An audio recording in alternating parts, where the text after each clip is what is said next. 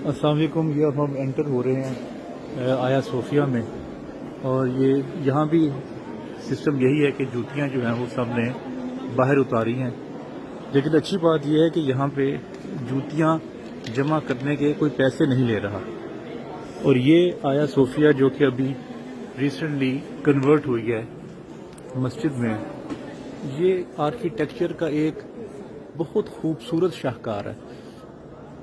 अगर आपने किसी भी कौम को जज करना हो कि ये कैसी रही है माजी में, तो उनके आर्किटेक्चर से अंदाज़ा हो सकता है कि वो कौमें कितनी तरक्की याफ्ता थी।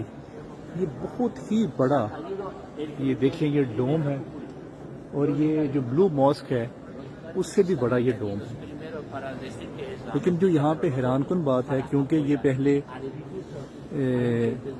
चर्च था सबसे पहले, फिर बाद में मस्जिद बनी, फिर इसको चर्च मस्जिद में कन्वर्ट कर दिया, फिर एक दफ़ा ये चर्च बना। बस जैसे जैसे जिस की हुकूमत आती रही वो इसको कन्वर्ट करता रहा। इस बिल्डिंग की बड़ी खासी हैसियत है, वही हैसियत है क्रिश्चियंस के लिए जो कि मक्का और मदीना के मुसलमानों के लिए है। वेटिकन सिटी जो है वो मजहबी इनकी जगह सबसे बड़ी है, और ये जो है आया सोफिया, इसको दूसरा दर्जा है क्रिश्चियंस के लिए।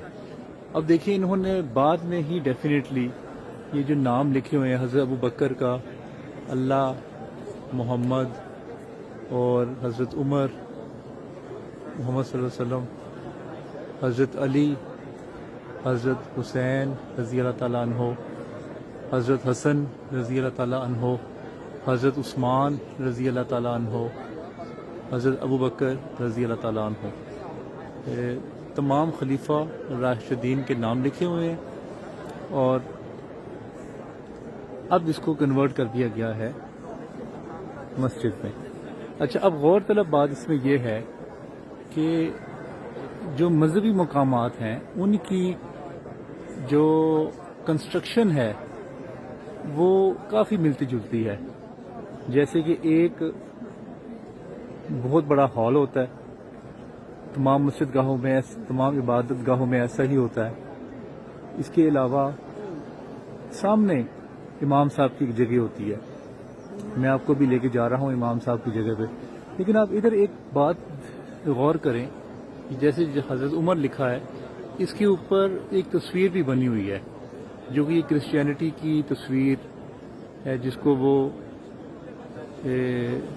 मरियम का भी नाम देते हैं, हज़रत मरियम का। उसके अलावा उनको किसी फरिश्ते का भी नाम देते हैं। अच्छा, ये इनकी बनावट वैसी ही रखी है इन्होंने, उसको ख़राब नहीं किया, इसका तकद्दुस पमाल नहीं किया इस बिल्डिंग का। अच्छा, अगर हम इस तरफ आ जाएं, हज़रत अली के ऊपर भी एक आपको ये तस्वीर मिलेगी। ये भी उनके किसी मजहबी अकायद की तस्वीर है। इसी तरह अगर आप घूमते चलें तो आपको तस्वीर नज़र आती रहेंगी। ये हज़रत उस्मान के ऊपर भी आप देखें तो ये आपको एक तस्वीर नज़र आएगी। ये शाहकार तो मेरे ख्याल से बहुत खूबसूरत है। This can be one of the best building of the world. ये देखिए, हज़रत अबू बकर के ऊपर भी एक तस्वीर है बनी हुई। ये थोड़ी थोड़ी एक दूसरे से मुख्तलिफ है। इस पे बिल्कुल शक्ल जो है वो इंसानी वाज़िया हो रही है इस तस्वीर पे, और ये वाली तस्वीर पे कोई शक्ल वाज़िया नहीं हो रही, और ये जैसे शक्ल वाज़िया हो रही है। अब लोग आ रहे हैं यहाँ पे। मैं पिछले दिन, अभी थोड़ी देर पहले, एक रशियन कपल से मिला। उनका मज़हब से तो कोई ताल्लुक़ नहीं है, लेकिन क्योंकि बिल्डिंग इतनी खूबसूरत है तो इसको देखे बगैर रहा नहीं जा सकता। अच्छा, अब हम उस हिस्से में आ रहे हैं जहाँ पे इमामत होती है, और यहाँ पे पहले पॉप डेफिनेटली आया करते थे। लेकिन मैं हमेशा से एक बात सोचता हूँ कि अगर इसी तरह हुकूमतें बदलती रहीं और इसी तरह मजहबी मुकामात पे कब्ज़े होते रहे तो ये कोई खुशाइंद बात नहीं होगी। अगर खुदा ना खास्ता कभी टर्की की हुकूमत ख़त्म होती है, जैसे पहले नहीं थी, पहले यहाँ पे क्रिश्चियंस का सारा राज था, तो उन्होंने ये اپنی عبادت گاہ بنائی، جیسے ٹرک آئے انہوں نے اس کو مسجد بنا لیا. اگر خدا نہ خواستہ اس علاقے میں اگر کبھی آنے والے زمانے میں کوئی یہودی یا کوئی عیسائی کا قبضہ دوبارہ ہو گیا تو یہ پھر کنورٹ کر لیں گے. میری رائے کے مطابق جو مذہبی مقامات ہیں ان کو کنورٹ نہیں کرنا چاہیے. ان کو عبادت، ہر مذہب کو ان کی عبادت کرنے کی اجازت ہونی چاہیے. اب یہ وہ جگہ آ گئی ہے جہاں پہ پوپ جو ہے وہ خطاب کیا کرتے تھے، لیکن اب انہوں نے کافی اس کو بسم اللہ الرحمن الرحیم لکھ لیا ہے، اللہ محمد لکھ دیا ہے، اور اس طرح یہ سارے کلمات اس پہ لکھ دیے گئے ہیں. یہ دیکھیے، یہ اس طرف یہ سارا یہ امام صاحب کی جگہ بن گئی ہے. اچھا، اس پہ اتنا خوبصورت پتھر لگایا گیا ہے کہ اگر آپ اس کو دیکھتے جائیں دل کرتا ہے کہ دیکھتے ہی بندہ چلا جائے. اچھا، اب یہ جو ایک اور بات ہے، یہ جو آپ کو درمیان میں جو بتیاں نظر آ رہی ہیں، یہ کرسچینٹی کا سٹائل ہے.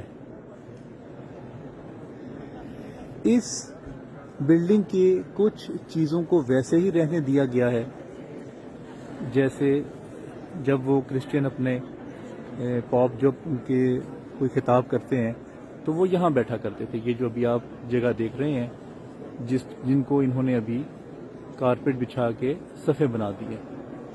کچھ چیزوں کو ویسے ہی رکھا گیا ہے اور کچھ چیزوں کو تبدیل کر دیا گیا ہے مذہب اسلام کے مطابق.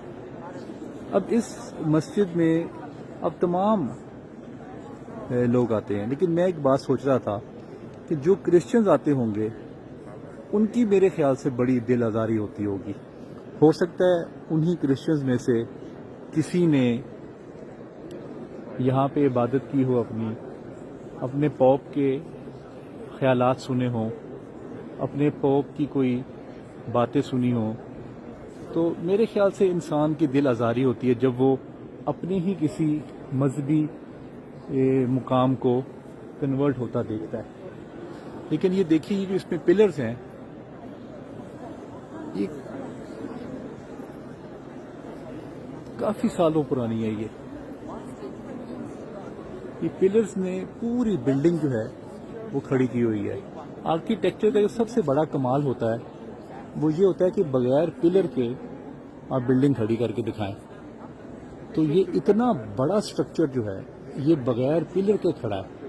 اس کے درمیان میں ایک بھی پلر نہیں ہے، سائڈوں پہ پلرز ہیں، اور یہ آرچیز بنی ہوئی ہیں. دیکھیے آپ، یہ آرچیز ہیں اوپر، یہ تقریباً لیفٹ اور رائٹ یہ تقریباً ایک جیسی ہیں. میں تو اس بلڈنگ کو دیکھ رہا ہوں اور دل کر رہا ہے اس کو دیکھتا ہی جاؤں. اتنے اس کے اندر خوبصورت رنگوں کا استعمال کیا گیا ہے. اب یہ بھی ایک جگہ بنائی ہے، یہ میرے خیال سے جگہ یا تو ابھی بنی ہے، نہیں یہ پرانی ہے. آپ دیکھیں یہ جو اوپر ایک جو سٹائل ہے یہ کرسچینٹی کا ہے، جو وہ تکون بناتے ہیں کسی بھی اپنی بلڈنگ کی، یہ ان کی ایک بڑی اہم پہچان ہوتی ہے. لیکن پھر یہ جو آگے دو جھنڈے لگے ہوئے ہیں یہ پھر انہوں نے ٹرکس نے خود لگائے ہوں گے بعد میں. لیکن وہ دیکھیے کہ وہ نشان اب تک ان کی نشانیاں باقی ہیں. یہ دیکھیے، میں آپ کو ایک دفعہ دوبارہ اس کا کمپلیٹ راؤنڈ کروا رہا ہوں.